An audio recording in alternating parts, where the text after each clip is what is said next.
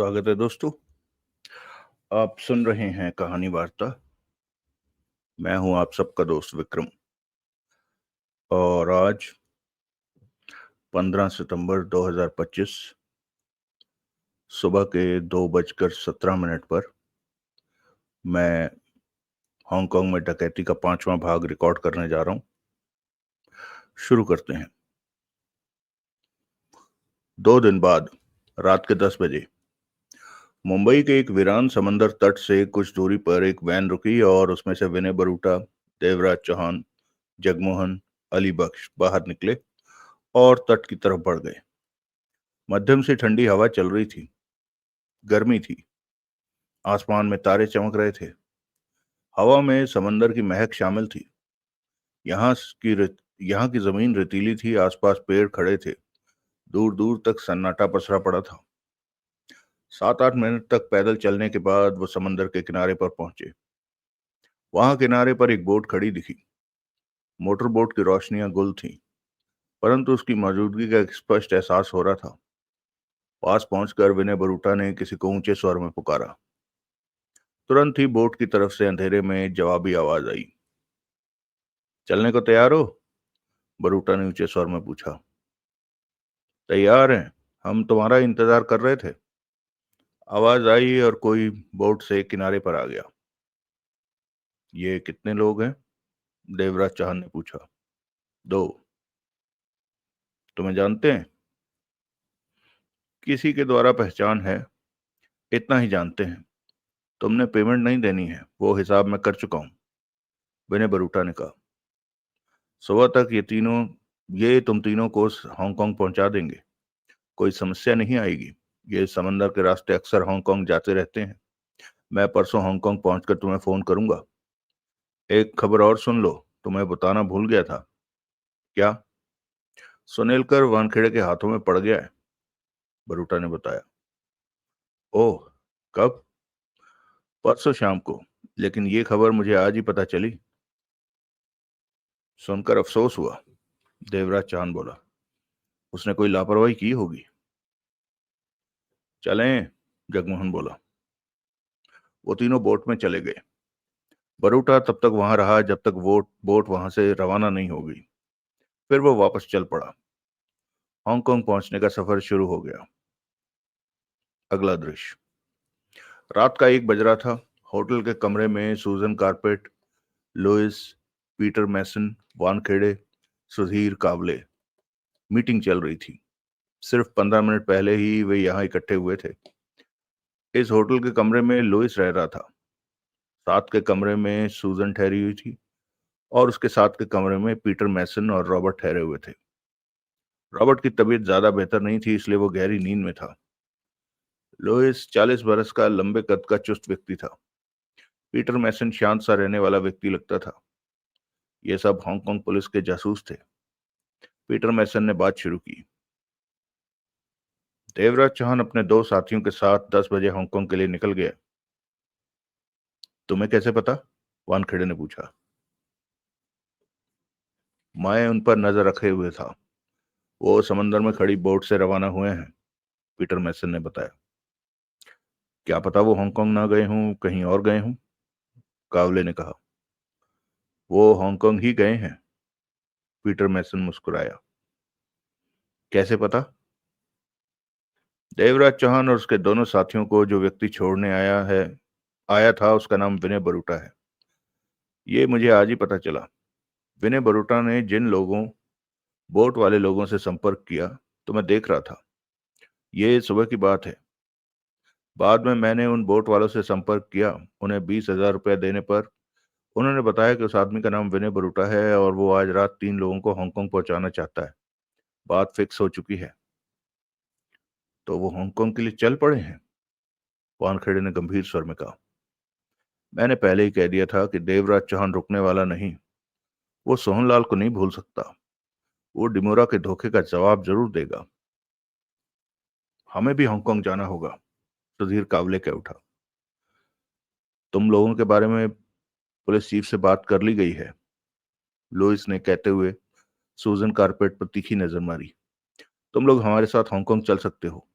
हम कल की फ्लाइट से सिंगापुर जा रहे हैं।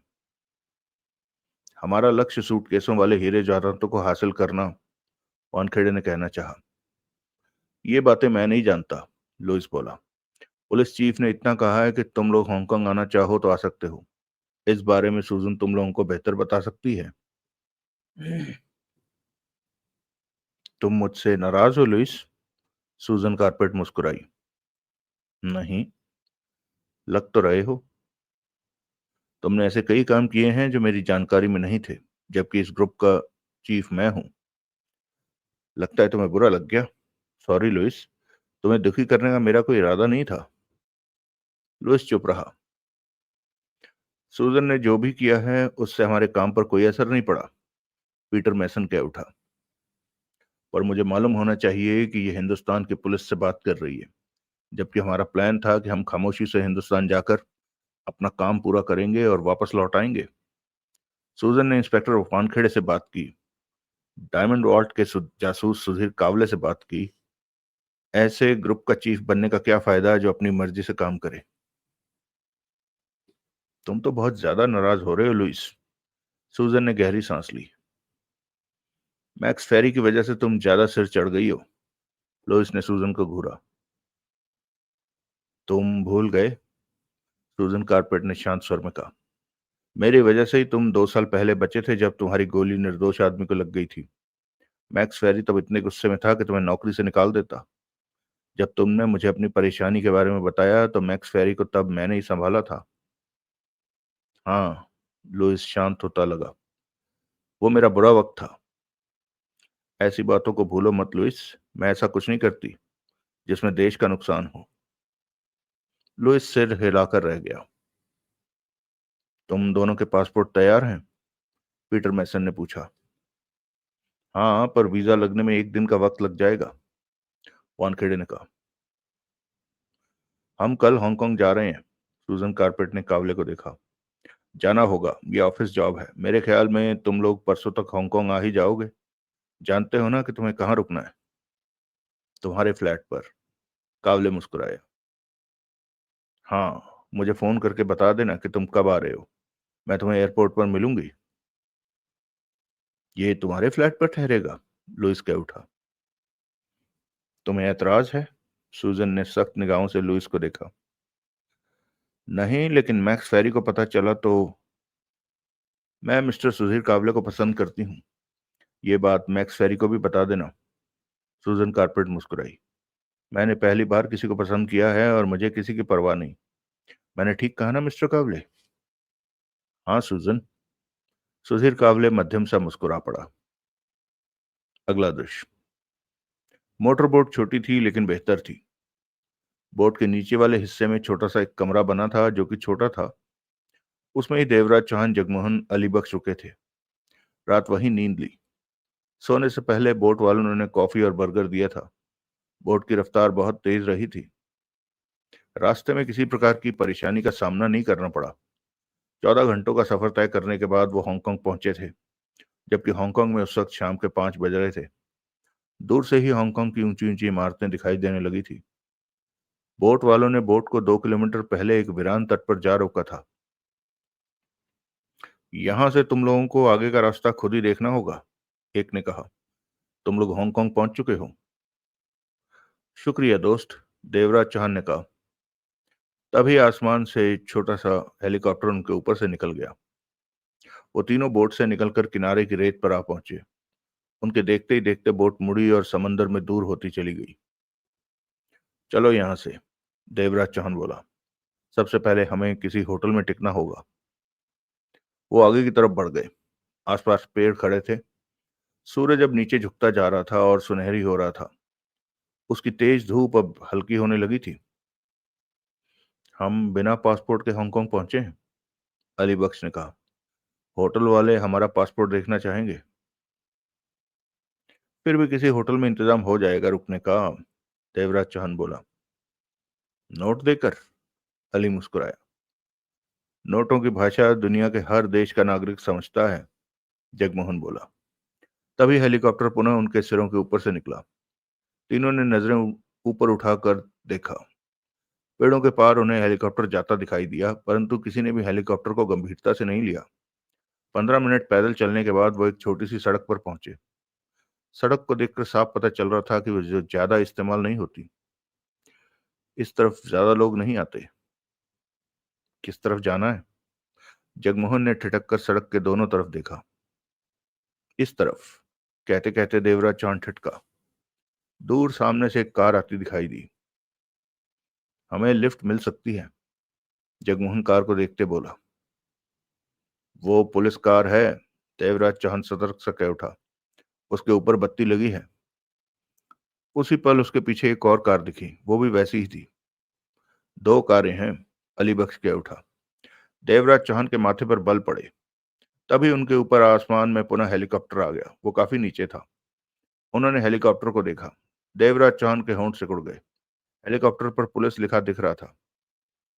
हमें घेरा गया है, पुलिस ने घेरा है हमें। हेलीकॉप्टर भी पुलिस का है। क्या पुलिस को हमारे आने का पता था? जगमोहन चौंका। लगता तो ऐसा ही है। देवराज चौहान के होंठ भिज गए। तो अब क्या होगा? अली बख्श घबरा सा गया था। तभी वो दोनों पुलिस कारें उनके पास आकर रुकी। हेलीकॉप्टर अभी भी आसमान में चक्कर काट रहा था। पुलिस कारों से 5 पुलिस वाले बाहर निकले। 3 के हाथों में रिवॉल्वर थे। तुम लोगों को अरेस्ट किया जा रहा है, हाथ ऊपर, एक पुलिस वाले ने ऊंचे स्वर में कहा। तीनों ने एक दूसरे को देखा। हमारे पास रिवॉल्वरें हैं, अली जल्दी से बोला। इन 5 से हम निपट सकते हैं। देवराज चौहान ने ऊपर चक्कर काटते हेलीकॉप्टर को देखा। मेरे ख्याल में बात कुछ और है। इन्हें हमारे आने की खबर थी। हम यहाँ पहुंचे, हेलीकॉप्टर ने हमें वॉच करना शुरू कर दिया और आसपास मौजूद पुलिस वालों को हमारी खबर दे। कहते कहते देवराज चौहान ठिठका। पीछे एक और पुलिस कार आती दिखी। एक और कार, अली ने कहना चाहा। 2 और कारें, उसके पीछे एक और कार है, जगमोहन ने तेजी से कहा। हमें घेरने का पूरा इंतजाम कर रखा है पुलिस ने। ये बात विनय बरूटा ही जानता था कि हम हांगकांग पहुंच रहे हैं। तुम्हारा मतलब पुलिस को बरूटा ने खबर दी? अली बोला। जगमोहन के चेहरे पर कठोरता दिखने लगी थी। वो 2 पुलिस कारें भी पास आकर रुकी और उनमें से 4 पुलिसमैन रिवॉल्वरों के साथ उतरकर फैल गए। देखने में ऐसा लग रहा था जैसे वो किन्हीं खतरनाक मुजरिमों को घेर रहे हों। तुम लोगों को अरेस्ट किया जा रहा है, वो पुलिसमैन पुनः ऊंचे स्वर में बोला। हाथ ऊपर कर लो। देवराज चौहान ने हाथ ऊपर कर लिए। ये देखकर जगमोहन ने भी हाथ ऊपर कर लिए। अली बख्श के हाथ भी ऊपर हो चुके थे। तुम लोगों के पास हथियार हैं, वो पुलिसमैन पुनः ऊंचे स्वर में बोला। हाँ, देवराज चौहान ने कहा। ठीक है, तुम में से कोई भी हाथों को नीचे नहीं करेगा। जिसने भी हाथ नीचे किए उसे शूट कर दिया जाएगा। हम पास आ रहे हैं, कोई हरकत मत करना कि हमें शूट करना पड़े। देवराज चौहान, जगमोहन, अली बख्श हाथ ऊपर किए खड़े रहे। ये तो हमें पकड़कर जेल में डाल देंगे, अली बख्श परेशान स्वर में कह उठा। तुमने क्या सोचा था कि हांगकांग पुलिस हमारी झांकियां निकालेगी सड़कों पर? जगमोहन बोला। पर ये तो बहुत बुरा हो रहा है। तभी 3 पुलिसमैन रिवॉल्वरों को थामे आगे बढ़ने लगे। एक बोला, नीचे, घुटनों के बल बैठ जाओ। तीनों ने ऐसा ही किया। तीनों पुलिसमैन तीनों के पास आ पहुंचे। बाकी सब पुलिसमैनों ने उनके गिर्द घेरा बना लिया था। फिर 2 पुलिसमैन पास पहुंचे और उनकी तलाशी ली। तीनों के पास से रिवॉल्वर मिले, जिन्हें लेकर वो दूर हो गए। फिर उन्हें हाथों फिर उन्हें हाथों को पीठ की तरफ करने को कहा गया। उसके बाद तीनों के हाथों में हथकड़ियां डाल दी गई। उन्हें खड़े होने को बोला गया। खड़े होकर उन्होंने पुलिसमैनों को देखा। हाथ पीठ की तरफ हथकड़ियों में बंध चुके थे। तुम में देवराज चौहान कौन है? सामने खड़े पुलिसमैन ने पूछा। देवराज चौहान, जगमोहन और अली भी चौंके उसके मुंह से देवराज चौहान का नाम सुनकर। मैं हूं, देवराज चौहान आंखें सिकोड़कर कह उठा। अगला दृश्य।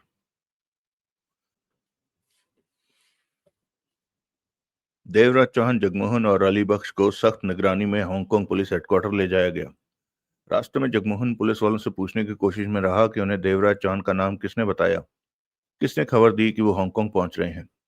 परंतु पुलिस वालों की तरफ से उन्हें किसी बात का जवाब नहीं मिला। पुलिस हेडक्वार्टर में उन्हें एक बंद कमरे में रखा गया। एक कमरे में बंद रखा गया। तब भी उन पर सख्त पहरा था। देवराज चौहान और जगमोहन जानते थे कि अवैध रूप से हांगकांग में प्रवेश करना और हथियार बरामद होने के जुर्म में उन्हें आसानी से गिरफ्तार किया जा सकता है, जेल भेजा जा सकता है।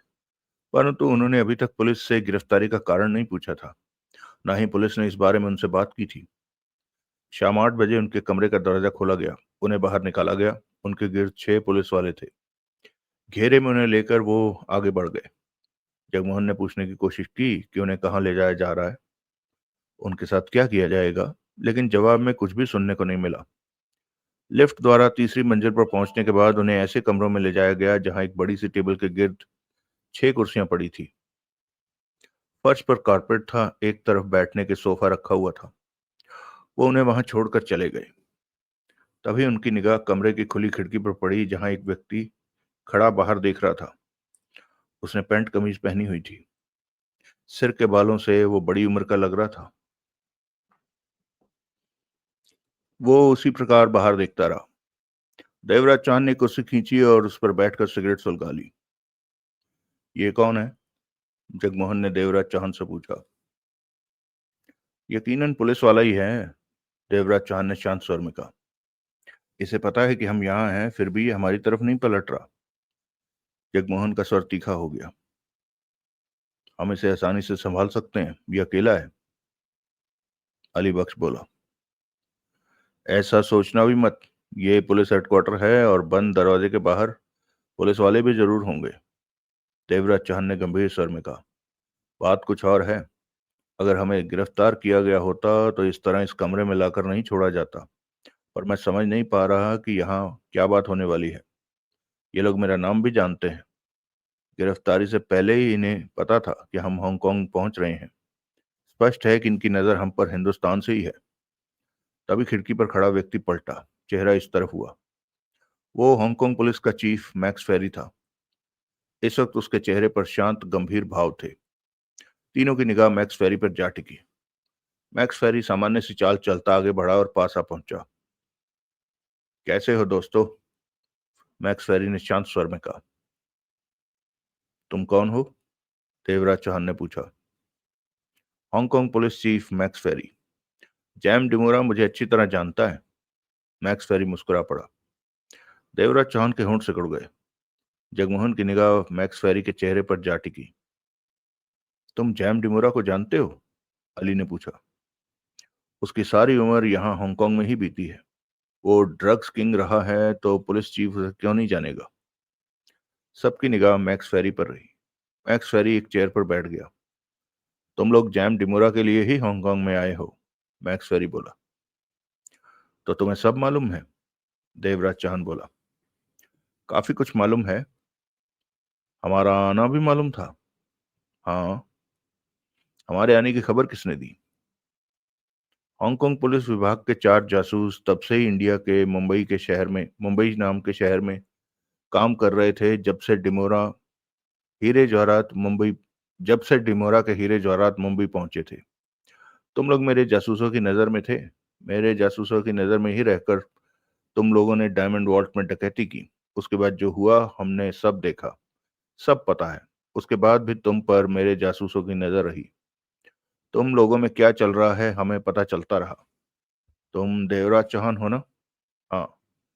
यह तुम्हारा साथी जगमोहन? सही कहा। और ये अली बख्श है। देवराज चांद ने कश लिया। तुम्हारे जासूस मुंबई में क्यों थे? जैम डिमोरा की वजह से। मैक्स फेरी ने गंभीर स्वर में कहा। 2 सालों से मैं हांगकांग अंडरवर्ल्ड को खत्म करने में लगा हूं और इस कोशिश में कामयाब भी रहा। जब मेरी नजर डिमोरा पर टिकी तो वो सतर्क हो चुका था। मैं उसे खत्म करने में सफल नहीं हो सका। वो मेरे हाथों में आकर निकल गया। फिर अंडरग्राउंड हो गया। पुलिस उसकी तलाश में लगी रही। 2 महीने बाद किसी प्रकार मेरे एक पुलिसमैन को खबर मिली कि डिमोरा इंडिया शिफ्ट होने की कोशिश में है और अपने जाने से पहले अपने खास लोगों के हाथों 3 सूटकेस इंडिया पहुंचा रहा है समंदर के रास्ते। हमें जैम डिमोरा चाहिए था, इसलिए हमने उसके आदमी और सूटकेसों को जाने दिया। मैंने अपने 4 जासूस पहले ही मुंबई भेज दिए कि वो वहां पहुंचने वाले सूटकेसों पर नजर रखें और देखें कि किस जगह को डिमोरा ठिकाना बना रहा है। जब भी मौका मिले डिमोरा को खत्म करके खामोशी से वापस आ जाएं। अब तो तुम समझ गए होगे कि मेरे जासूस मुंबई में क्यों थे और वे वहां क्या कर रहे थे। तुम जब शोभा नारायण दास बुटीक में सोहनलाल से मिलने पहुंचे तो मेरे जासूसों की नजर में आ गए और तब से अब तक नजर में ही रहे। देवराज चौहान ने सिर हिलाया। मुंबई में जो हुआ मुझे पता है। मेरे जासूस मुझे खबर देते रहे। हालांकि आज वो हांगकांग वापस लौट रहे हैं। मैक्सवेरी ने सिर हिलाया। उनसे ही मुझे उनसे ही मुझे पता चला कि 4-5 दिन पहले जैम डिमोरा हांगकांग वापस लौट आया है। वो भी समंदर के रास्ते ही आया था। लेकिन हमें खबर देर से मिली। जैम डिमोरा हमारे हाथों से बचकर हांगकांग में कहीं गुम हो गया। मेरे पुलिसमैन उसे ढूंढ रहे हैं, लेकिन मैं जानता हूं जैम डिमोरा चालाक व्यक्ति है। वो आसानी से हाथ नहीं आएगा। खेल लंबा चलेगा। फिर मेरे जासूसों ने तुम्हारे बारे में खबर दी कि जैम डिमोरा के पास तुम्हारा दोस्त सोहनलाल है। डिमोरा ने तुम्हें धोखा दिया है और तुम ऐसी आदत के मालिक हो कि धोखा देने वाले को छोड़ते नहीं हो। तुम्हारे बारे में पता चला कि तुम काफी खतरनाक माने जाते हो और डिमोरा के पीछे हांगकांग आ सकते हो। फिर मुझे खबर मिली कि तुम हांगकांग के लिए रवाना हो गए हो। हम जानते हैं कि गैर कानूनी रूप से हांगकांग पहुंचने वाले लोग कौन कौन सी जगह उतरते हैं और हमने तुम्हें पकड़ लिया। तुम बेशक हिंदुस्तान के जाने माने डकैती मास्टर हो। वहां की पुलिस को तुम्हारी तलाश है, लेकिन इस बात से हमें कोई मतलब नहीं। तुमने हांगकांग में कोई जुर्म नहीं किया है, इसलिए हमारे लिए इतना ही बहुत है। हमें पकड़ा क्यों गया? देवराज चौहान ने पूछा।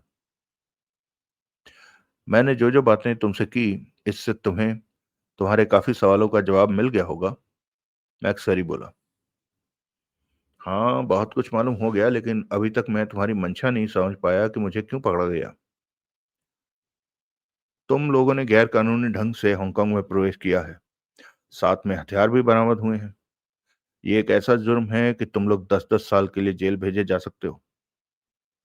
परंतु ऐसा कुछ भी नहीं है। हमने तुम लोगों को गिरफ्तार नहीं किया।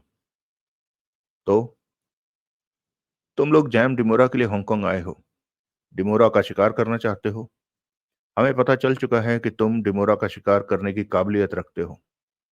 हम काफी देर से डिमोरा के पीछे हैं, लेकिन वो बच निकला। हमारे दबाव की वजह से ही वो हांगकांग से निकलकर इंडिया चला गया था। लेकिन मेरी आदत है कि किसी के पीछे पड़ता हूं तो उसे छोड़ता नहीं। यही वजह रही कि जब उसके इंडिया जाने की खबर मिली तो मैंने अपने जासूस इंडिया भेज दिए। मैक्सवेरी ने गंभीर स्वर में कहा।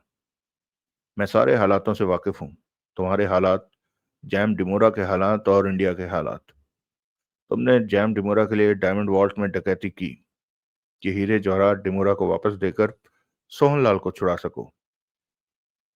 तुम सब जानते हो। देवराज चौहान बोला। हाँ। मैक्सवेरी ने सिर हिलाया।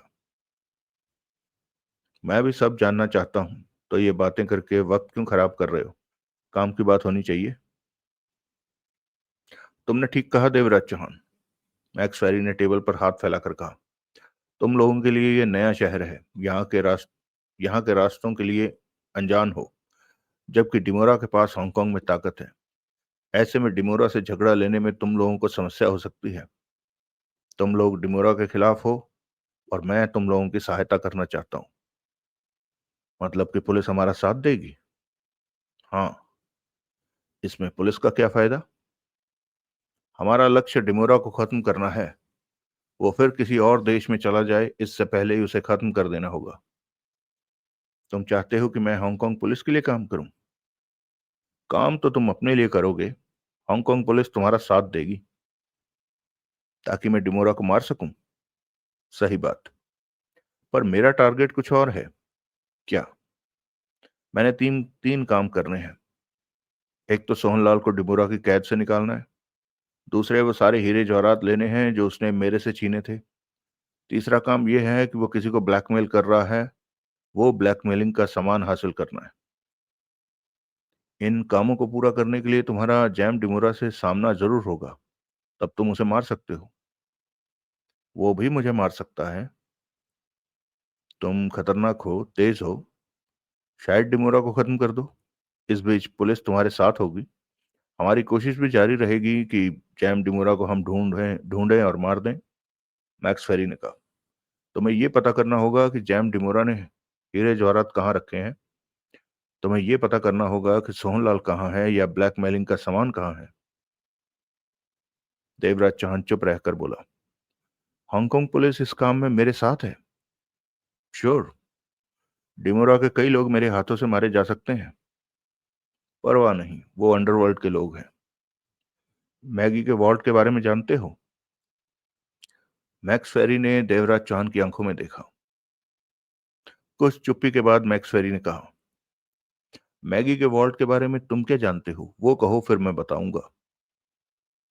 मैगी जैम डिमोरा की बेटी है, पता है, देवराज चौहान बोला। मैक्स फेरी ने गहरी सांस ली, फिर सिर हिलाकर बोला, उड़ती उड़ती ये बात मैंने भी सुनी है, पर इस बात का पक्का सबूत हमारे पास नहीं है। मैगी जैम डिमोरा की बेटी है, देवराज चौहान ने कहा। डिमोरा अपना कीमती सामान वॉल्ट में रखता है। इंडिया से आकर हीरे जवाहरातों को मैगी के वॉल्ट में रख चुका है। इन हीरे जवाहरातों को वो पहले भी मैगी के वॉल्ट में ही रखता था। मैगी अपने पिता की चीजों को हिफाजत से रखती है। इस वक्त तो हीरे जवाहरात मैगी के वॉल्ट में है। हाँ। तुम्हें ये खबर कैसे मिली? किसी से मिल गई। मैगी के वॉल्ट में बेसमेंट है, उसमें वो हीरे जवाहरात रखे हैं। ओह, तो यहां तक खबर है तुम्हें? मैक्स फेरी के होंठ सिकुड़े। ब्लैकमेलिंग वाला बैग भी उन हीरों के पास ही मौजूद है।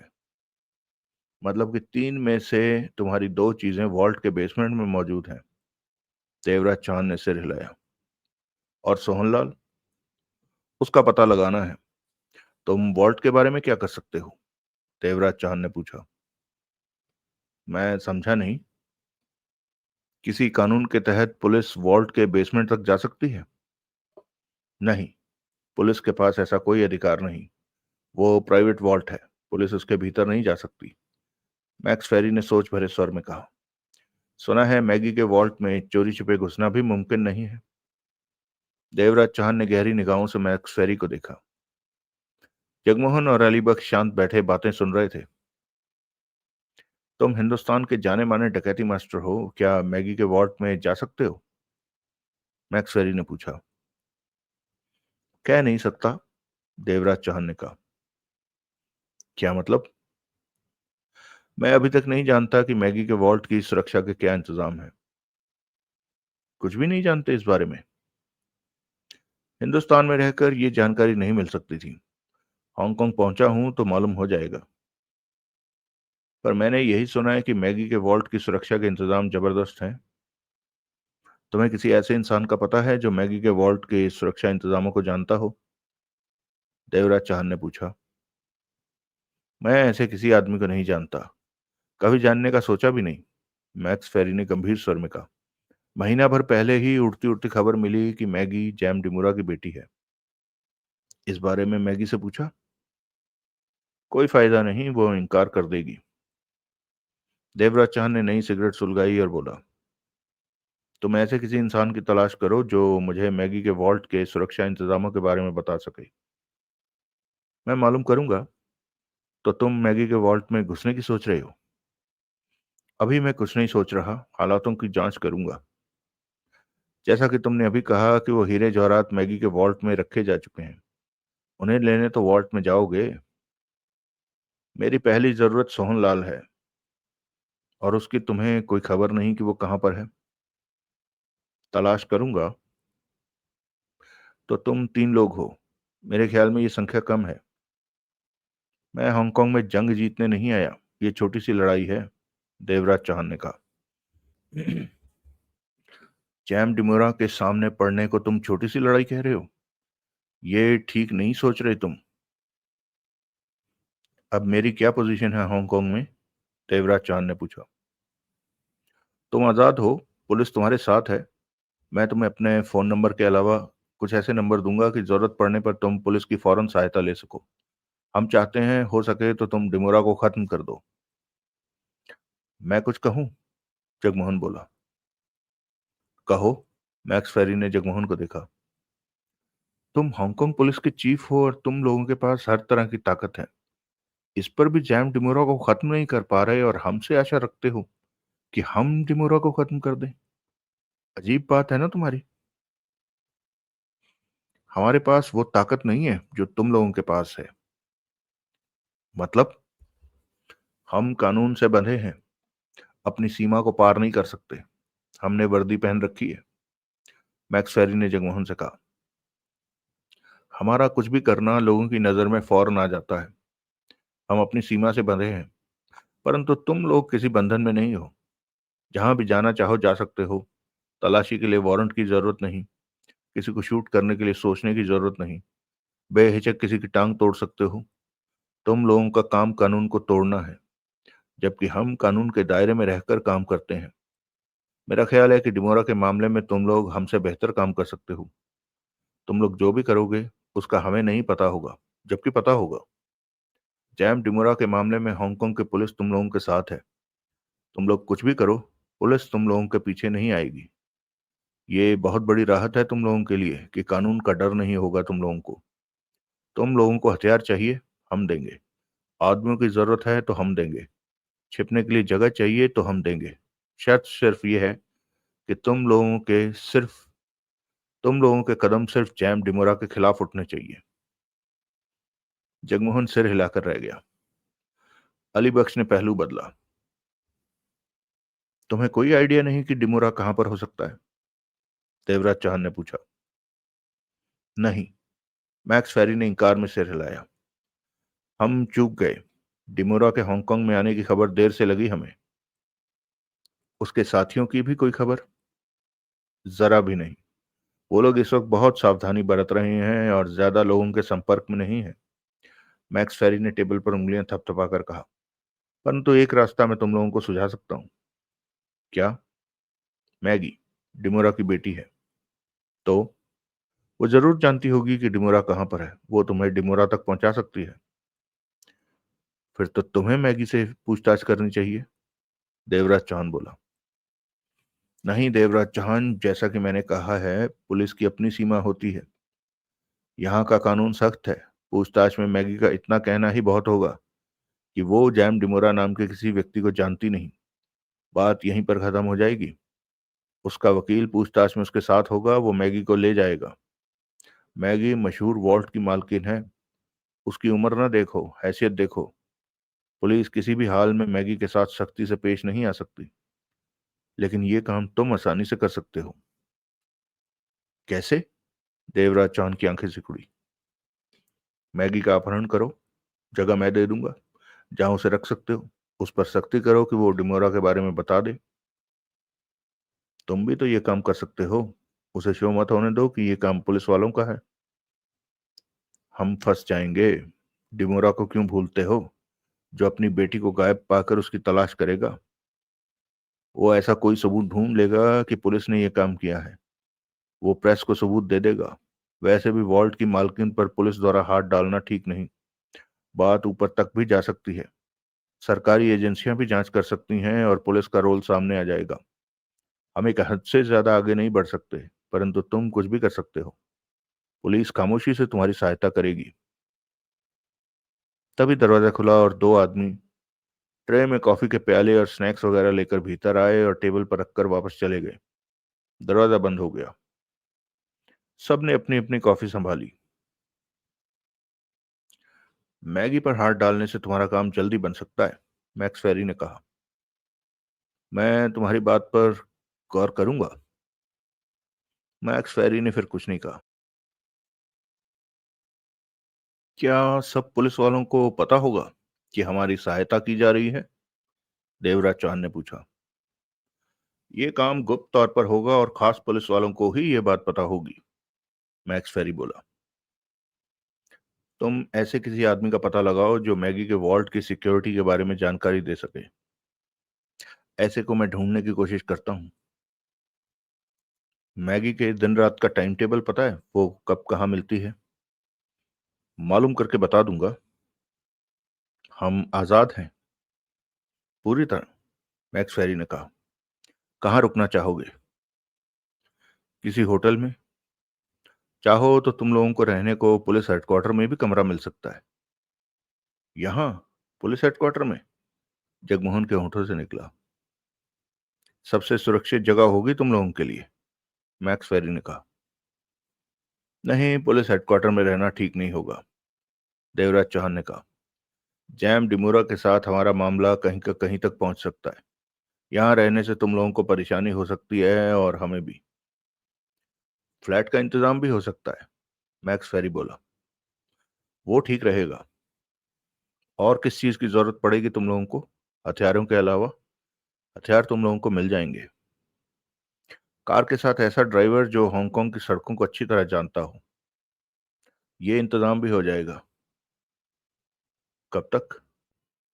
फ्लैट और कार 1 घंटे में अरेंज हो जाएगी। साथ में तुम लोगों को मोबाइल फोन भी दिए जाएंगे कि तुम लोग आपस में और मेरे साथ संपर्क में रह सको। एक बात याद रखना कि हांगकांग पुलिस तब तक ही तुम लोगों के साथ है जब तक तुम लोग जैम डिमोरा के खिलाफ हो। इसके अलावा कोई गड़बड़ की तो कोई रियायत नहीं होगी। इसके अलावा हम कुछ करने वाले भी नहीं, देवराज चौहान ने कहा। एक बात तो बताओ, जगमोहन बोला। मान लो हमने जैम डिमोरा वाले हीरे जवाहरात हासिल कर लिए, तो क्या उन्हें तुम हमें इंडिया ले जाने दोगे? ऐसा तो नहीं कि तब तुम कानून की टांग बीच में फंसा दो? मैक्स फेरी ने सोच भरी नजरों से जगमोहन को देखा। कुछ पल चुप्पी रही। कानून के हिसाब से वो हीरे जवाहरात मैं तुम्हें इंडिया ले जाने की इजाजत नहीं दे सकता, मैक्स फेरी बोला। तुम चाहो तो सब कुछ हो सकता है। इस बारे में एकदम फैसला नहीं ले सकता, मुझे सोचना होगा। तब तक तुम लोग उन हीरे जवाहरातों को हासिल करो। वो हीरे जवाहरात हासिल करके मुझे किसी को देने हैं। मैंने उससे इस बात का वादा किया है, देवराज चौहान बोला। किससे वादा किया है? विनय बरूटा से, जो कि जैम डिमोरा का दोस्त था और उसी ने जैम डिमोरा से हीरे जवाहरात लूट कर डायमंड वॉल्ट में रख दिए थे, फेरी ने कहा। बरूटा चाहता तो मुझे डायमंड वॉल्ट की डकैती में सफल नहीं होने देता। वो मुझ पर नजर रख रहा था। वो पुलिस को खबर कर सकता था जबकि हम डकैती कर रहे थे, या मैनेजर मयंक होरे को खबर कर सकता था। उसने मुझे इसी शर्त पर डकैती करने दी कि अगर डिमोरा सोहनलाल को वापस नहीं करता और हीरे जवाहरात भी ले जाता है तो उन्हें लाकर उसके हवाले करना मेरी जिम्मेवारी होगी। इसलिए तुम किसी भी हाल में हीरे जवाहरातों में दिलचस्पी नहीं लोगे। वो तुम्हारे नहीं है। तो तुम हीरे जवाहरातों को वापस ले जाकर विनय बरूटा को दोगे? हाँ, बरूटा कल हांगकांग पहुंच रहा है।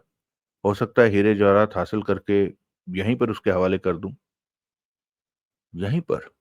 मैक्स फेरी ने सिर हिलाया। तुम ऐसा ही करना। मैं पूरी तरह तुम्हारे साथ दूंगा। तुम अपना वादा पूरा कर सको, हीरे जवाहरात बरूटा को दे सकते हो। उसके बाद हम क्या करते हैं तुम्हें इस बात से कोई मतलब नहीं होगा। बाद में होने वाली बातों से मेरा कोई मतलब नहीं। देवराज चौहान गंभीर था।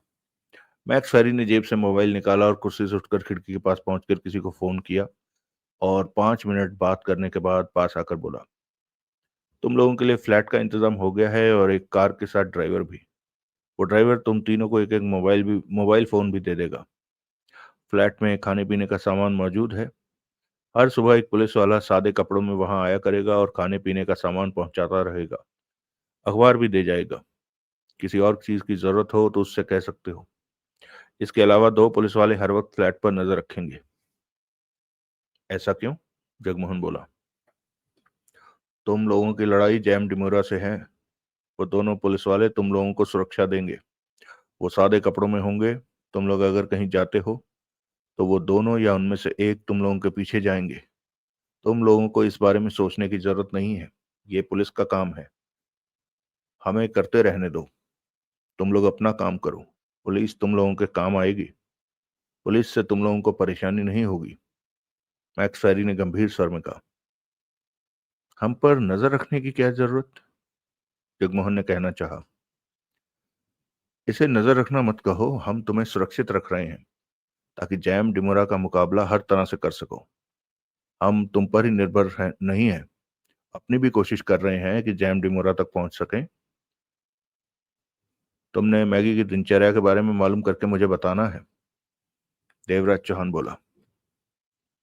मैं कोई भी बात भूलता नहीं, मैक्स फेरी ने कहा। कोई और बात जो डिमोरा से वास्ता रखती हो और तुम बताना भूल गए हो? देवराज चौहान ने पूछा। हम फोन पर संपर्क में रहेंगे। हम में बातें होती रहेंगी। तुम्हारी दिलचस्पी सिर्फ जैम डिमोरा की मौत में है? देवराज चौहान ने पूछा। हाँ, मुझे हारना पसंद नहीं। वो जिंदा बच निकलता है तो वो मेरी हार होगी। मैक्स फेरी दृढ़ स्वर में बोला। तभी दरवाजा खुला और सादे कपड़ों में एक पुलिसमैन ने भीतर प्रवेश किया। सर, वो मैक्स फेरी से बोला, लुइस के ग्रुप का प्लेन अभी अभी एयरपोर्ट पर लैंड हुआ है। मैक्स फेरी ने हौले से सिर हिला दिया। इन्हें कब उस फ्लैट में पहुंचाना है सर? जॉर्ज। मैक्स फेरी ने तीनों पर नजर मारकर कहा, ये फ्री हैं, इन्हें ले जा सकते हो। इनके हथियार इन्हें वापस कर दो, अन्य कोई जरूरत हो तो वो भी पूरा करो। बाकी बातें तुम्हें फोन पर समझा दूंगा। Yes sir. मैक्स फेरी ने देवराज चौहान से कहा, तुम लोग जॉर्ज के साथ जाओ। जैम डिमोरा के खिलाफ कुछ भी करने को आजाद हो। पुलिस तुम्हारे साथ है। अगला दृश्य। लुइस, पीटर मैसन, रॉबर्ट और सूजन कारपेट रात 9 बजे पुलिस हेडक्वार्टर में मैक्स फेरी के सामने मौजूद थे। इंडिया के मामले पर और जैम डिमोरा देवराज चौहान को लेकर उनमें बातें लगभग हो चुकी थी। इसका मतलब देवराज चौहान जरूरत से ज्यादा काबिल इंसान है, मैक्स फेरी ने कहा। वो डिमोरा को नहीं छोड़ेगा। ये बात सही है, लुइस बोला। इस बारे में देवराज चौहान जैसा काम करता है उसे करने देना चाहिए। मुझे कोई एतराज नहीं, मैंने उसे खुला छोड़ दिया है, मैक्स फेरी ने कहा। डिमोरा का मामला इंडिया में ही खत्म हो सकता था अगर वो हीरे जवाहरात लेकर सोहनलाल को छोड़ देता, रॉबर्ट ने कहा। परंतु डिमोरा ने देवराज चौहान को सड़क छाप समझा कि वो उसका कुछ नहीं बिगाड़ सकता। परंतु देवराज चौहान की अपनी आदतें हैं। अब जब तक वो डिमोरा से निपट नहीं लेगा, चैन से नहीं बैठेगा। ये हमारे लिए अच्छी बात है, रॉबर्ट। आपने जैम डिमोरा के बारे में पता नहीं लगाया कि वो कहां पर है? सूजन कारपेट ने पूछा। हम चूक गए।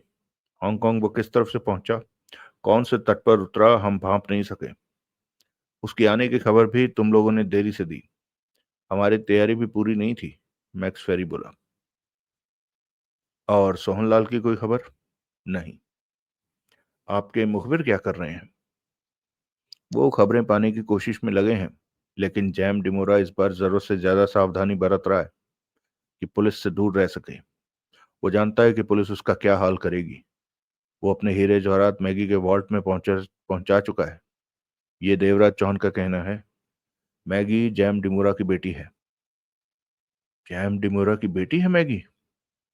सबके चेहरों पर अजीब से भाव उभरे। हाँ, ये बात हाल ही में सुनने को मिली। फिर तो मैगी से पूछताछ की जानी चाहिए। कोई फायदा नहीं, मैगी कह देगी कि वो जैम डिमोरा नाम के किसी आदमी को नहीं जानती। उसका वकील हाथों हाथ उसे हमारे पास से ले जाएगा। हम कुछ नहीं कर सकते। मैक्स फेरी ने दोनों हाथ हिलाए। तो क्या मैगी को कुछ नहीं कहा जाएगा? उसे देवराज चौहान देखेगा। देवराज चौहान? जब देवराज चौहान को डिमोरा नहीं मिलेगा तो उसका ध्यान मैगी पर जाएगा। उसी ने मुझे खबर दी कि डिमोरा अपने हीरे जवाहरात मैगी के वॉल्ट में रख चुका है। वो इन्हें पहले भी वॉल्ट में रखता था। उसे यह भी मालूम है कि वॉल्ट के बेसमेंट में उन हीरे जवाहरातों को रखा जाता है। फिर भी देवराज चौहान माना हुआ डकैती मास्टर है। हिंदुस्तान में उसे हर कोई जानता है, लुइस ने कहा। वॉल्ट में डकैती करना उसके लिए कोई बड़ी बात नहीं। वो मैगी के वॉल्ट में भी जा सकता है।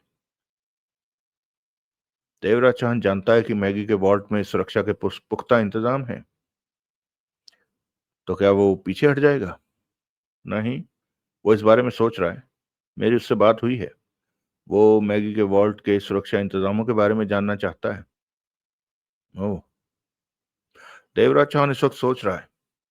वो किसी फैसले पर पहुंचने की कोशिश में है। ये तो पक्का है कि वो हीरे जवाहरातों को पाने के लिए वॉल्ट में जरूर जाएगा। उन्हें पाने का कोई दूसरा रास्ता नहीं है। सोहनलाल को वो कैसे वापस पाता है या फिर वापस पा सकेगा या नहीं, ये मैं नहीं कह सकता, मैक्स फेरी ने गंभीर स्वर में कहा। देवराज चौहान ने मुझे कहा है कि मैं किसी ऐसे आदमी को तलाश करूं जो वॉल्ट की सुरक्षा के बारे में जानता हो। ऐसा कोई आपको मिला? ऐसा आदमी खामोशी से ढूंढा जाएगा। तुम चारों अपने अपने तौर पर ऐसे आदमी को खामोशी से तलाश करो। मिलने पर उस आदमी से कांटेक्ट नहीं करना है। उसके बारे में सिर्फ देवराज चौहान को बताना है। पुलिस को आगे आने की जरूरत नहीं। जो करेगा देवराज चौहान करेगा। हम मात्र उसकी सहायता करेंगे। मतलब कि पुलिस देवराज चौहान को मैदान में रखेगी और खुद पीछे रहेगी। हमें देवराज चौहान जैसे काबिल बंदे का फायदा उठाना चाहिए। वो नामी डकैती मास्टर है, खतरनाक है। इंडिया से जैम डिमोरा के पीछे हांगकांग आया है, तो देखते हैं कि वो क्या करता है। जैम डिमोरा अंडरग्राउंड हो चुका है। वो किसी को हवा भी नहीं लगने देगा कि वो कहाँ पर है। वो जानता है कि पुलिस उसे ढूंढ रही है। जल्दी ही उसे यह भी पता चल जाएगा कि उसकी तलाश में देवराज चौहान भी हांगकांग आ पहुंचा है। क्या हम देवराज चौहान पर ज्यादा भरोसा तो नहीं कर रहे? पीटर मेसन कह उठा। ये बात नहीं, लुइस ने कहा। देवराज चौहान सही में दम रखता है। इंडिया में मैंने देवराज चौहान के बारे में जानकारी इकट्ठी की है। वो तेज, खतरनाक और अपने शिकार को अंत तक न छोड़ने वाला इंसान है। सोहनलाल को जिंदा रखने के लिए वो कुछ भी कर सकता है। देवराज चौहान हार मानने वाले इंसानों में से नहीं है। पीटर मेसन सिर हिलाकर रह गया। तुम चारों ने इंडिया में अच्छा काम किया है।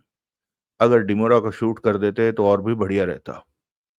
ये जुदा बात है कि ऐसा करने का मौका नहीं मिला। आज रात आराम करो, कल से ऐसे आदमी को ढूंढने में लग जाओ जो मैगी के वार्ड की सुरक्षा व्यवस्था से वाकिफ हो।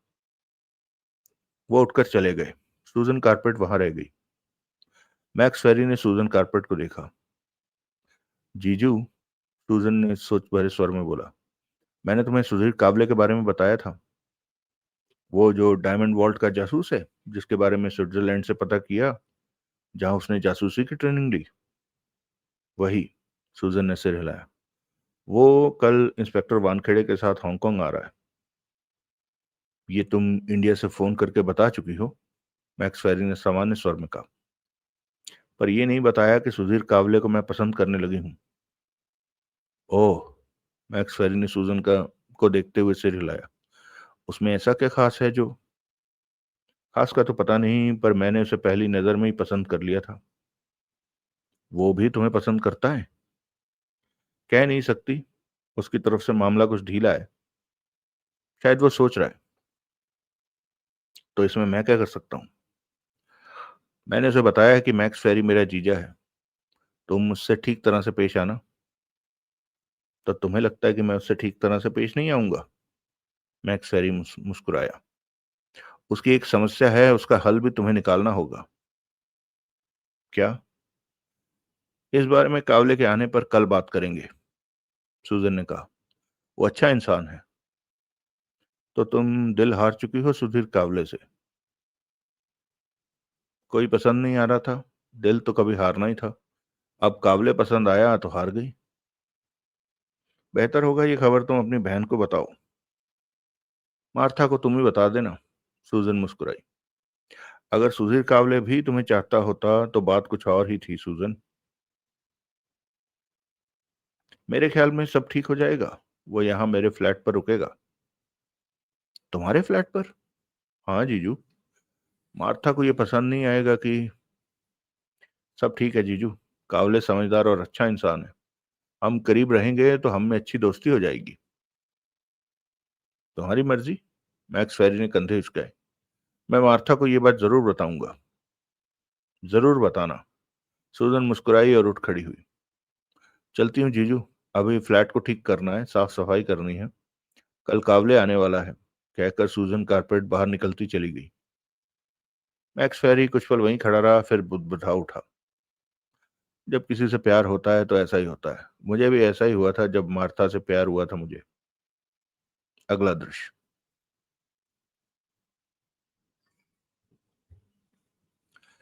शानदार फ्लैट दिया गया था देवराज चौहान, जगमोहन और अली बख्श को। जॉर्ज शर्मन उन्हें फ्लैट में छोड़ गया था और बता गया था कि खाने पीने की चीजें किचन और फ्रिज में मौजूद हैं। अपना फोन नंबर भी दे गया था कि कभी भी किसी भी चीज की जरूरत पड़े तो उसे फोन कर दे। ये भी बता दिया है कि फ्लैट के बाहर कहाँ पर उनके लिए ड्राइवर के साथ हर वक्त कार मौजूद रहेगी। ड्राइवर का नंबर भी उन्हें दे दिया गया और साथ उसका नाम जोसेफ था। उनकी रिवॉल्वरें उन्हें दे दी गई और पैसे के बारे में पूछा गया कि जब भी चाहिए हो बता देना। देवराज चांद ने कहा अभी उसके पास बहुत पैसा है। जॉर्ज शर्मन के जाने के बाद देवराज चौहान ने नहाना पसंद किया। देवराज चौहान के बाद अली बख्श और जगमोहन भी नहा लिए। कपड़ों की उनके पास कमी थी, उन्हें कल खरीदने की सोचा। देवराज चौहान ने विस्की की बोतल उठाकर पैक तैयार किया और कुर्सी पर बैठकर घूंट लेने लगा। अली बख्श तो बोतल लेकर एक तरफ बैठ गया। जगमोहन अपने लिए कॉफी बना लाया। देवराज चौहान के चेहरे पर सोच के भाव थे। उसने घूंट भरकर गिलास पास के टेबल पर रखा और सिगरेट सुलगा ली। सामने बैठा जगमोहन कह उठा, अब क्या करना है? यही मैं सोच रहा हूं, देवराज चौहान ने कश लिया। जैम डिमोरा का पता लगेगा तो तभी सोहनलाल के बारे में कुछ मालूम हो सकेगा, जगमोहन ने कहा। जैम डिमोरा जानता है कि हांगकांग पुलिस शिकारी की तरह उसके पीछे है।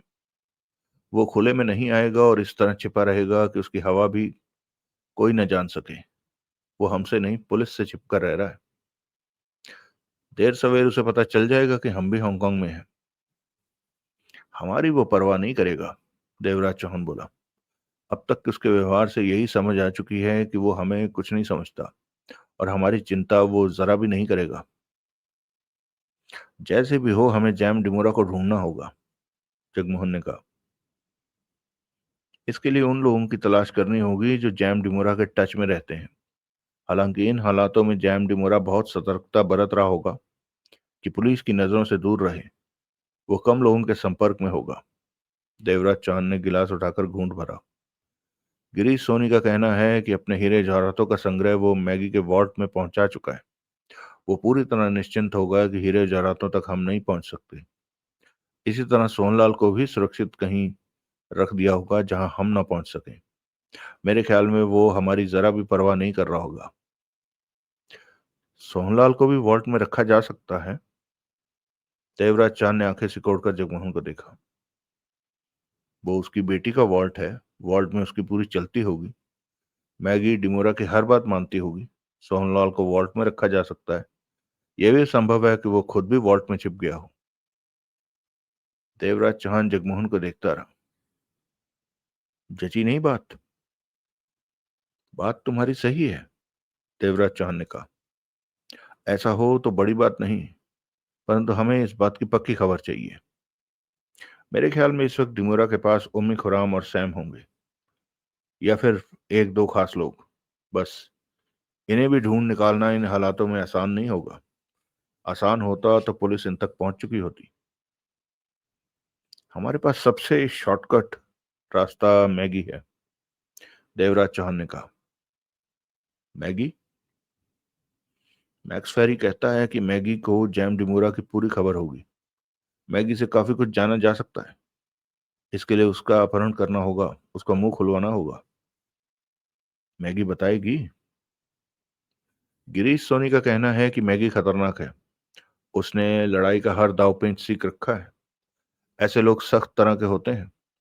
वो वॉल्ट को संभालती है तो उसके इरादे दृढ़ होंगे। परंतु कोशिश की जा सकती है। मैगी पर हाथ डाला जा सकता है। उसके पास ऐसा रिमोट होता है जिससे वो वॉल्ट को कंट्रोल करती है। गिरीश सोनी का कहना है कि उस रिमोट पर छोटे छोटे असंख्य स्विच हैं। मतलब कि ये जानना कठिन है कि कौन सा स्विच किस काम आता है।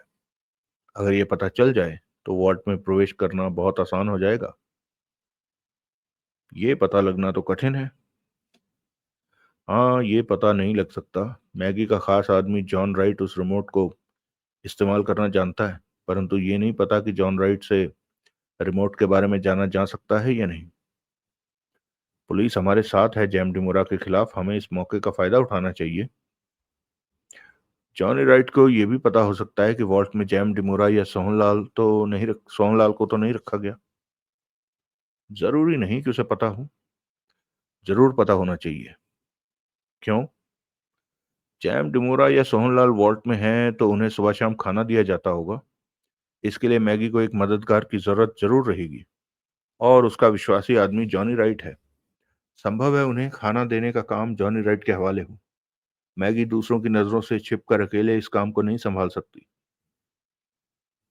हो सकता है तुम्हारी बात सही हो।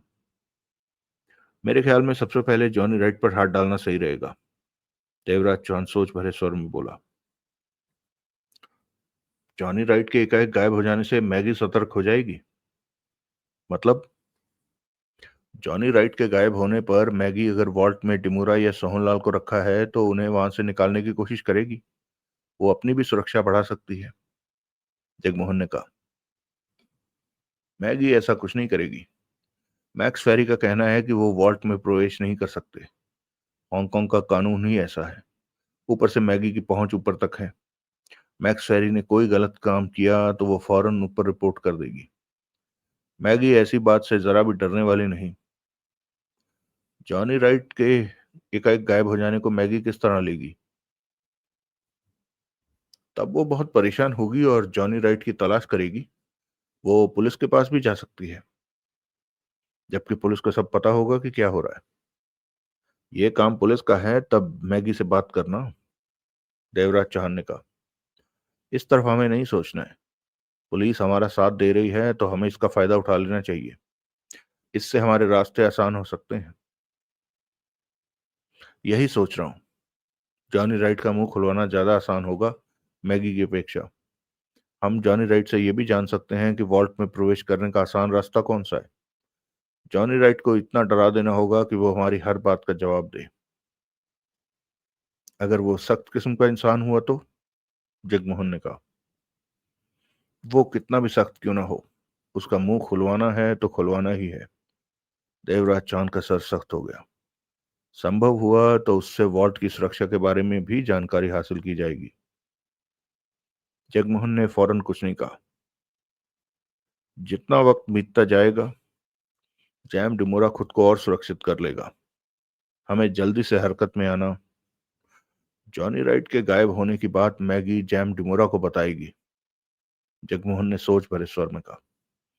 इस तरह जैम डिमोरा जरूरत से ज्यादा सतर्क हो जाएगा।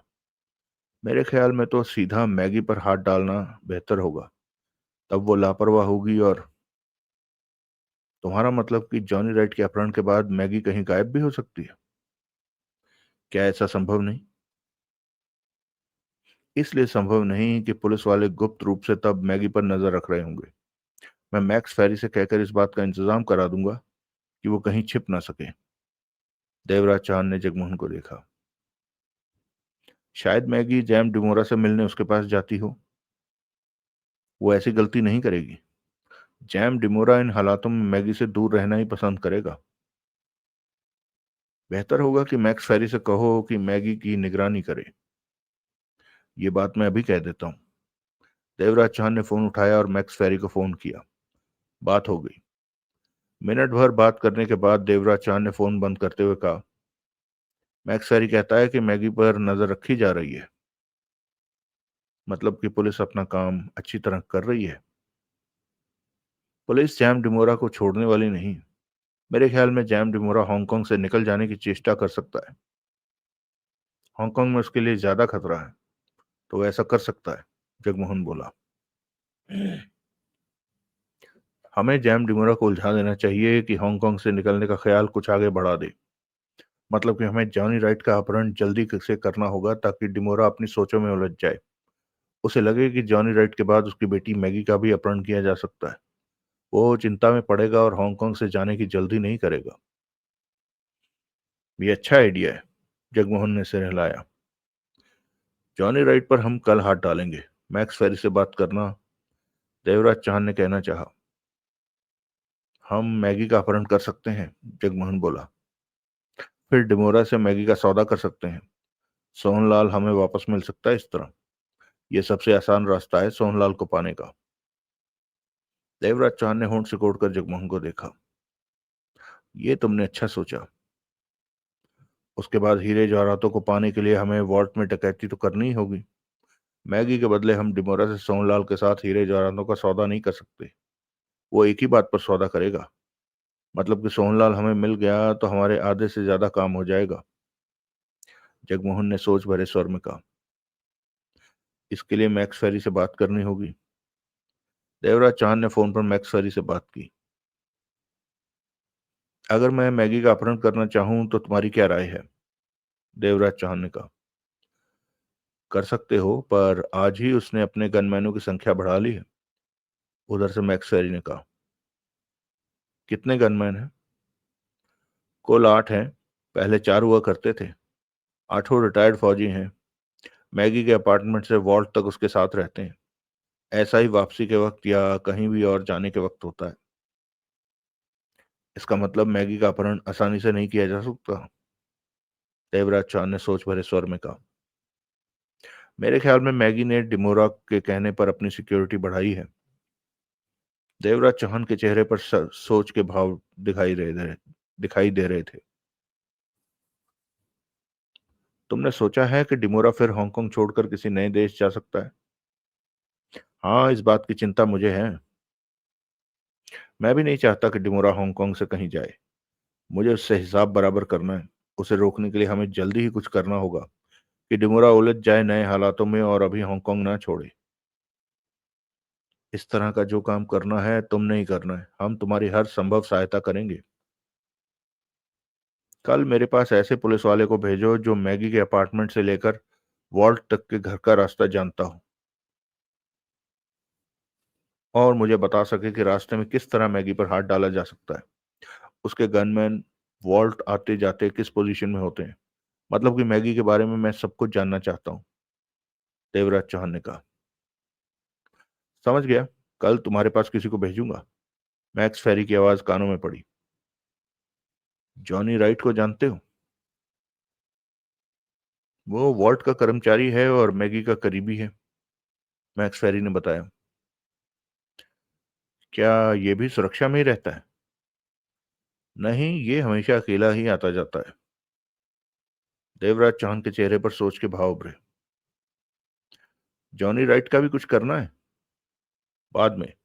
पहले मैं मैगी पर ध्यान लगाना चाहता हूँ, देवराज चौहान ने कहा। तुम जैम डिमोरा को क्यों नहीं ढूंढ रहे? दूसरी तरफ से मैक्स फेरी ने कहा। जैम डिमोरा तक पहुंचने का ही रास्ता बना रहा हूँ, देवराज चौहान ने कहा और फोन बंद करके जगमोहन से बोला। मैगी के गिर्द 8 रिटायर्ड फौजी रहते हैं। पहले 4 थे, 4 आज ही बढ़ाए गए हैं। इसका मतलब मैगी के आसपास मंडराते खतरे का एहसास है। जगमोहन के होंठ सिकुड़े। जैम डिमोरा ने ही मैगी को सतर्क किया होगा कि वो अपनी सुरक्षा बढ़ा ले। बाप बेटी आपस में बात कर रहे हैं। अब क्या प्रोग्राम है? जगमोहन ने पूछा।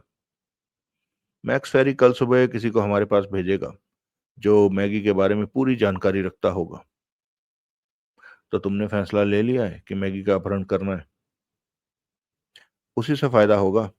ऐसा करने से डिमोरा की परेशानी बढ़ जाएगी, शायद वो हमसे सौदा कर ले सोहनलाल का। 8 रिटायर्ड फौजी रहते हैं मैगी के गिर्द। उनका कोई इंतजाम करना होगा। पहले मैगी के बारे में जान लें कि वो किस तरह की सुरक्षा में रहती है। मतलब कि जॉनी राइट को आजाद छोड़ दें? जॉनी राइट के पास कोई सुरक्षा नहीं है। वो साधारण लोगों की तरह वॉल्ट आते जाता है। कल किसी भी वक्त उसका अपहरण कर लिया जाएगा कि मैगी परेशान हो जाए। जॉनी राइट के गायब हो जाने पर वो उसे ढूंढने की कोशिश में 10 जगह जाएगी और इसी दौरान हमें उसका अपहरण करने का मौका मिल सकेगा। हम सिर्फ 3 हैं, जबकि मैगी के 8 सुरक्षाकर्मी हथियारबंद होंगे। जरूरत पड़ने पर मैक्सवेरी हमें अपने आदमी देगा, देवराज चौहान ने कहा। पुलिसमैन?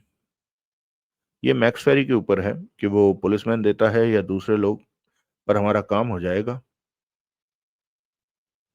हम मैक्सवेरी पर ज्यादा भरोसा नहीं कर रहे क्या? मैक्सवेरी को हम पर भरोसा है कि हम जैम डिमोरा को नहीं छोड़ेंगे। जैसे भी हो उसे ढूंढ लेंगे। तभी वो हमें सहायता दे रहा है और इस बात का हमें भरपूर फायदा उठाना चाहिए। पुलिस वाले कानून के दायरे से बाहर नहीं निकल सकते, इसलिए वो मजबूर है, पर हमें कोई मजबूरी नहीं है। जबकि कानून ने हमारे पीठ पर हाथ रखा हो जबकि कानून ने हमारी पीठ पर हाथ रखा हो तो हम क्या नहीं कर सकते, देवराज चौहान ने गंभीर स्वर में कहा। मैक्स फेरी चाहता है कि हम कुछ करके दिखाएं। जगमोहन ने कुछ दूर कुर्सी पर बैठे एक गिलास थामे अली बख्श से कहा। बस कर, बहुत हो गई। सारी बोतल खत्म करके रहेगा क्या? जवाब में अली बख्श उसे देखता मुस्कुराने लगा।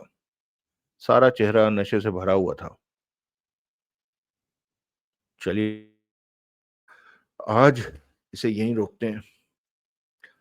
कुछ ज्यादा ही प्लानिंग में चलेगी कहानी। खैर, होना तो यही चाहिए था।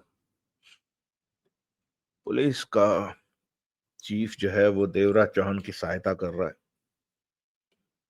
अच्छा, ये बात मेरे दिमाग में भी आई थी, लेकिन ऐसा नहीं हो सकता कि एक जिंदा इंसान को वॉल्ट में रख दिया जाए। आई मीन, होने को तो क्या नहीं हो सकता, पर ये मुझे इसकी संभावना कमी दिखती है कि एक के बदले दो आदमी, यानी सोहनलाल भी और जैम डिमोरा भी, वो वॉल्ट के अंदर ही हो। क्योंकि न सिर्फ खाना पीना, मतलब दो आदमी वहां रहने को नहीं, ये कुछ ना समझ में आने वाली बात है। खैर, देखते हैं।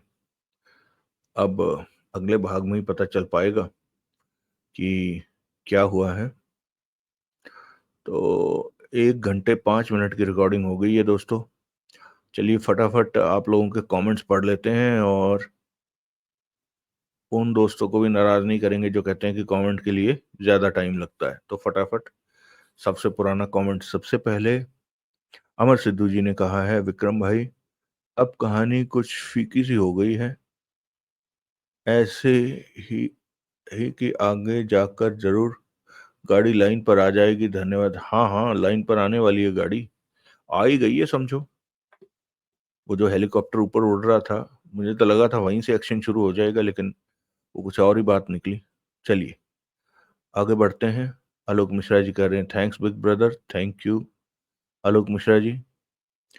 शबीर भाई ने कहा है, खजाना सस्पेंस थ्रिलर देवराज चांद हो तो सोने पे सुहागा, क्या कहने। जी हाँ, ये 100 माइल्स आपने सुन लिया लगता पूरा। अवतार भाई का कमेंट आया है, विक्रम भाई नमस्कार, रात को आराम से सो जाया करो और अपनी सेहत का ध्यान रखो, हमें कहानी सुनाने की इतनी जल्दी नहीं है। भगवान से प्रार्थना है कि आपका और श्रोताओं का साथ सदा बना रहे, धन्यवाद।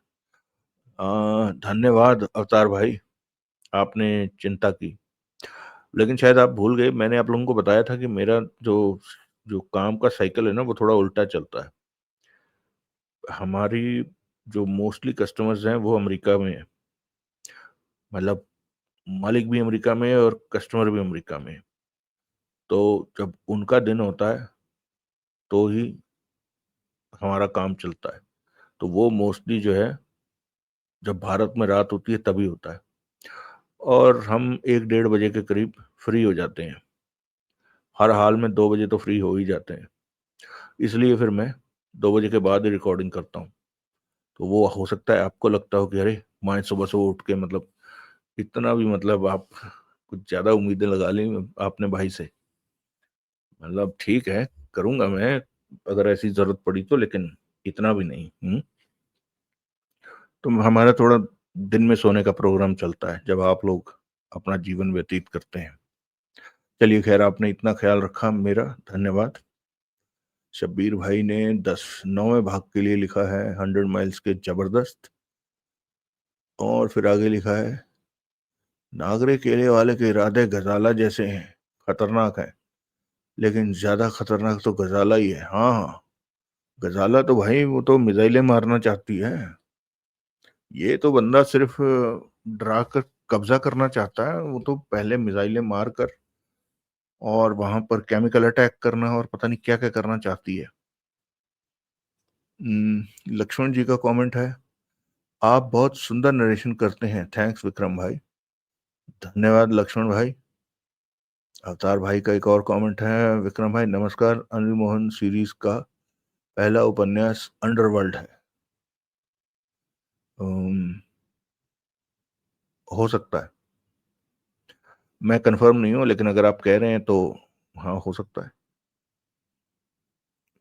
विक्रम भाई नमस्कार, एक और कमेंट है, कृपया करके मैं पाकिस्तानी सीरीज सुनाने की कृपया करें। मैं पाकिस्तानी, ठीक है, मैं इसे भी ऐड कर देता हूँ। इनफैक्ट कल वो सारे नाम जो दिए थे शब्बीर भाई ने, उनमें मैं पाकिस्तानी भी तो था ना, जो हमने कल, जब शब्बीर भाई ने वो सारी लिस्ट दी है, तो उसमें मैं पाकिस्तानी भी था शायद। मैं देख लूं, मैंने यहीं कहीं लिखा हुआ था। अ,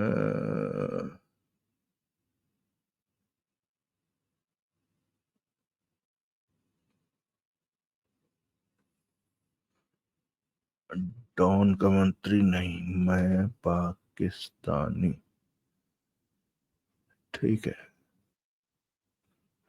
कोई बात नहीं, मैंने नोट कर लिया है। अगर रिपीट हो रहा होगा नाम तो हटाना आसान है। चलिए, धन्यवाद आपके कमेंट के लिए। ममता पाटिल जी कह रही हैं मस्त, धन्यवाद ममता जी।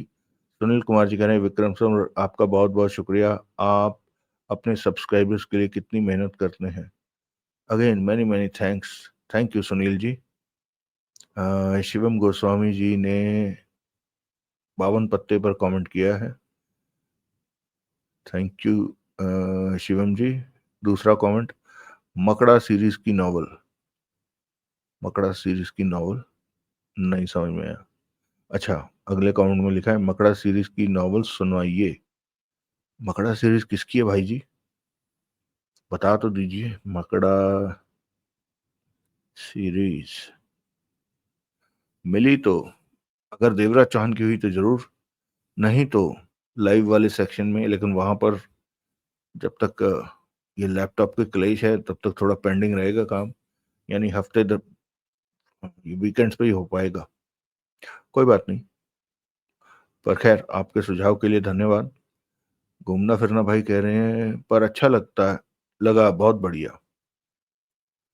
क्या अच्छा लगा आपको, चलिए जो भी था अच्छा लगा तो हमें भी अच्छा लगा, धन्यवाद घूमना फिरना भाई। किशन किशन मेहरा जी कह रहे हैं जय श्री राम विक्रम भाई जी, हो सके तो आप डार्लिंग भटनागर और रीमा भारती सीरीज के उपन्यास भी अपलोड करिएगा। जरूर करेंगे भाई, एक बारी देवराज चौहान सीरीज पूरी कर लें, उसके बाद हम बाकी सीरीज पे भी जाएंगे। पंकज प्रजापति जी कह रहे हैं गुड, थैंक यू। कृष्णा बहन का कमेंट है अंगूठे का निशान पर, बढ़िया उपन्यास लेकिन कहानी काफी घूमी हुई है, फिर भी मजा आ रहा है। भाई मुद्रा राक्षस का क्या हुआ, बढ़िया प्रस्तुति। कृष्णा बहन कल मैंने मुद्रा राक्षस का चौथा, नहीं हाँ चौथा भाग जो है वो अपलोड किया था, और आज भगवान ने कृपा की तो हम पांचवा भाग अपलोड करने का प्लान तो है मेरा, तो वो चल रहा है। उसकी कहानी जो है वो लैपटॉप की वजह से रुक गई थी, मैंने कल भी बताया था, क्योंकि वो कहानी पड़ी ही लैपटॉप के अंदर थी, यानी और कहीं थी भी नहीं कि जहां से मैं उठा पाता, यानी बाकी तो अदरवाइज गूगल ड्राइव में पड़ी रहती हैं जिसे कहीं से भी एक्सेस कर सकते हैं, लेकिन वो नहीं थी। खैर, धन्यवाद आपके कमेंट के लिए, और आप चौथा भाग सुन सकते हैं, आज पांचवा भी पहुंच जाएगा। ट्रू 9324 जी कह रहे हैं SMP novels are highly unpredictable, that's why suspense is there throughout the novel. I really enjoy his work, your efforts are highly appreciable. Uploading 3 4 parts and novel daily is not everybody's।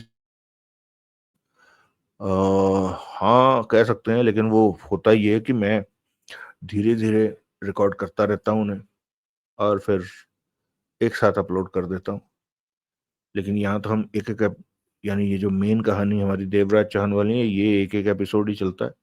वो तो कभी आधे घंटे की, कभी 15 minute की, जितनी भी रिकॉर्डिंग हो जाए उसके बाद उसको काट छांट के भाई चढ़ा देता है। पर खैर धन्यवाद, आपको अच्छा लगा। सुमीत गुप्ता जी कह रहे हैं विक्रम भाई आप दो ही बातों पर रिएक्ट करते हो, एक तो अच्छी बात और दूसरा बुरी बात। अब मैं आपसे कैसे बात करूं। सुमित भाई क्या बात हो गई, मैं ये समझ नहीं पाया। इंसान वाकई दो ही तरह की बातों पर रिएक्ट करता है, या तो अच्छी बात पर रिएक्ट करता है या बुरी बात पर, तीसरी तो कोई बात ही नहीं होती कि नहीं। तो मैं भी या अच्छी बात पर रिएक्ट करता हूँ या बुरी बात पर, या आप कहना चाह रहे हैं कि या मैं अच्छा रिएक्ट करता हूँ या बुरा रिएक्ट करता हूँ, थोड़ा विस्तार से लिखिएगा। और ये क्या लिखा है आपने, मैं आपसे कैसे बात करूं या क्या कहूं। कैसे बात करूं तो अभी मैं थोड़ी देर में लाइव आ जाऊंगा, वहां पर आ जाइएगा, जुड़ जाइएगा। नहीं तो आप मुझे ईमेल कर सकते हैं, मेरा ईमेल आईडी वहां लिखा हुआ है। अदरवाइज मैं बता देता हूँ कि आप मुझे मेरे ईमेल आईडी पे जो इस चैनल के साथ जुड़ा हुआ है उस पर भी मेल भेज सकते हैं, कहानी कह रहा हूँ, ईमेल का नाम है भारत से वार्तालाप। लिखना पड़ेगा आपको BHARATSE, यानी भारत से, और फिर वार्तालाप, LVARTALAAP। तो लाप के साथ थोड़ा लंबा लाप, वार्तालाप @gmail.com। दोबारा बोल देता हूँ, BHARATSEVARTALAAP वैसे मैं कोशिश करूंगा कि मैं उसके कहानी के उस पर भी डाल दूं, ताकि किसी को भी अगर उठाना हो तो आसानी से उठा ले। खैर, तो आप इस तरह मेरे साथ बात कर सकते हैं। अगला कमेंट है 38 शैलेश भाई का। कहानी में सुजैन की अनावश्यक प्रविष्टि, कावले के लिए धोखा, अच्छी प्रस्तुति, भारत पाकिस्तान मैच में व्यस्त होने का कारण नहीं लिख सकता, पाकिस्तान को उसकी कीमत चुकानी पड़ेगी, चाहे युद्ध हो गए क्रिकेट। ये ऑपरेशन सिंदूर का अगला भाग था, पहलगाम शहीदों को श्रद्धांजलि। शैलेश भाई, आपने काफी बातें लिख दी हैं। खैर, चलिए एक एक करके लेते हैं। कहानी में सूजन की अनावश्यक प्रविष्टि, हाँ मुझे भी लग रहा है, लेकिन पता नहीं क्यों कैसे संभाला गया। अच्छा, प्रविष्टि से मुझे ज्यादा दिक्कत नहीं है, प्रविष्टि तो हो सकती थी। ये जो सुधीर कावले के साथ वो जो लव अफेयर चलाने की बात है, यानी अगर आपने ध्यान दिया हो, जब सुधीर कावले का इंट्रोडक्शन किया गया था डकैती का जादूगर में, सुधीर कावले को 40 बरस से ऊपर का आदमी बताया गया था, और ये लव अफेयर का सिस्टम ऐसा कर रहे हैं जैसे नए नए कॉलेज गए लड़का लड़की बिहेव कर रहे थे। तभी मैंने कहा था कि ये ना, कई बारी लेखक भूल जाता है कि मैंने पीछे क्या लिखा है। खैर, तो कोई नहीं। हाँ, मुझे लग रहा है कावले के लिए कोई धोखा होगा, कोई ना कोई गेम होगी ये। मैं मुझे समझ में नहीं आया कि ये ऐसा कैसे हो सकता है, तो मुझे अभी तक, मैं शक की निगाह से देख रहा हूँ इसको। आपने कहा अच्छी प्रस्तुति, धन्यवाद। फिर आपने कहा भारत पाकिस्तान मैच में व्यस्त होने के कारण अधिक नहीं लिख सकता। यहाँ पर मैं, हो सकता है आपको बुरा लगे, लेकिन आपने लिखा है पहलगाम शहीदों को श्रद्धांजलि, तो भाई जी बुरा मत मानिएगा, लेकिन ये कैसी श्रद्धांजलि भारत के। मैं तो इस हक में हूं, उन लोगों के साथ खड़ा हूं इसमें जो ये चाहते हैं कि इस मैच को नहीं होना चाहिए था। और इसी चक्कर में मैंने तो एक गेंद का भी पता नहीं किया, मैंने ये भी पता नहीं किया कि इसमें भारत जीता हारा, क्या हुआ क्या नहीं हुआ। इस मैच से अपने आप को पूरी तरह अलग करके रखा। तो खैर, हम्म, मेरा ये मानना है कि जब एक बारी हमने कह ही दिया, अब सरकारों की क्या मुसीबत है क्या नहीं, कोई मुसीबत नहीं है जी। मैं आपको बताता हूँ, 82 में मॉस्को ओलंपिक्स हुए थे। क्यूबा क्राइसिस चलते यूएसएसआर और यूएसएसआर के बहुत सारे जो वेस्टर्न ब्लॉक के देश थे, वो 82 मॉस्को ओलंपिक्स में पार्टिसिपेट नहीं किया था उन्होंने। और उसके ही तरह 86 के ओलंपिक्स में, जो कि वहां हुए थे लॉस एंजल्स में, उसमें रशिया ने पार्टिसिपेट नहीं किया था। तो ये कोई मजाक नहीं होता जब आप, और यहाँ तो, हमारे यहाँ तो निर्दोष सिविलियंस की जान ली गई है, और ऐसा कोई पहली बार भी नहीं हुआ है। तो यानी हमारे यहाँ ये बहुत ही, मतलब आलू खिचड़ी बहुत कुछ हो रखा है, जो चार लोग इधर चले जाते हैं, दो इधर चले जाते हैं, इनको समझ में ही नहीं आ रहा होता कि कहाँ जाना है क्या करना है, और इसी वजह से हमें मार पड़ती है। तो खैर, पाकिस्तान को इसकी कीमत चुकानी पड़ेगी, चाहे युद्ध हो या क्रिकेट। खैर, जो भी है, कीमत तो खैर चुकानी पड़ेगी। पर बात वही है कि जब तक भारत के अपने लोग इकट्ठे नहीं होंगे तो कैसे होगा ये सब। खैर, ये दूसरी बातें हैं, इनके लिए कहीं और जगह निकालेंगे हम। पर आपने इतने विचार प्रकट किए, धन्यवाद उसके लिए। दिनेश भाई का कमेंट है, विक्रम भाई डकैती नॉवल भी लिस्ट में ऐड कर लो। डकैती, डकैती है, हाँ ठीक है, ऐड कर लिया है। टेक सॉल्यूशन जी कह रहे हैं, सर एक बात कहना चाहता हूँ, अगर वो संभव हो तो कहानी का वीडियो जो है आप 1 घंटा 25 मिनट के आसपास रखें, तो अच्छा रहेगा, क्योंकि एक ही वीडियो मिलता है दिन में, तो इतना तो बनता ही है। अम, ठीक है। टेक सोल्यूशन जी, ये जो 1 घंटा 25 मिनट आपने कहा है, 25 मिनट का 60 मिनट में कोई तुक नहीं बनता। या तो 1 घंटा 15 मिनट हो तो चौथा हिस्सा, या फिर 1 घंटा 30 मिनट हो तो आधा हिस्सा। तो 25 आपने मांगे हैं। मैं कोशिश करूंगा कि मैं अगर 5 मिनट और बढ़ा सका तो, नहीं तो 1 घंटा 15 मिनट की तो रिकॉर्डिंग हर एपिसोड में किया ही करूंगा। करने को तो 1.5 घंटे में भी कर ही सकता हूँ, कोई नहीं, कोशिश करूंगा, मैं कर दिया करूंगा। धन्यवाद आपके सुझाव के लिए। एक और कमेंट लिखा है टेक सोल्यूशन जी ने। सर, मैं देवराज चौहान का बहुत बड़ा फैन हूँ और 100 से ज्यादा कहानी अब तक पढ़ चुका हूँ, सुन चुका हूँ। हाँ, 100 तो नहीं मैं कह सकता, लेकिन देवराज चौहान की कहानियां ही कुल मेरे ख्याल से 130-135 हैं, अकेले की। तो हाँ, मैंने भी सुनी होंगी, कम से कम 60-70 तो सुन ही ली होंगी। 3-4 महीने पुरानी पढ़ी हुई है, तो उनकी याददाश्त एक ताजा हो जाती है। खैर, तो चलिए, ये थी आज के कमेंट्स, जो कि मैंने करीब करीब 10 मिनट में पढ़ दिए हैं। तो उम्मीद है कि किसी और भाई का कोई कमेंट रह नहीं गया होगा। अ, और अब तक आप लोगों को ये अच्छा लगा होगा। खैर, तो मिलते हैं फिर हम हांगकांग में डकैती के छठे भाग में। तब तक के लिए आप सब सुखी रहें, स्वस्थ रहें, खुश रहें, और कहानी वार्ता पर अच्छी अच्छी कहानियां सुनते रहिए। मिलते हैं अगले भाग में। जय हिंद, वंदे मातरम।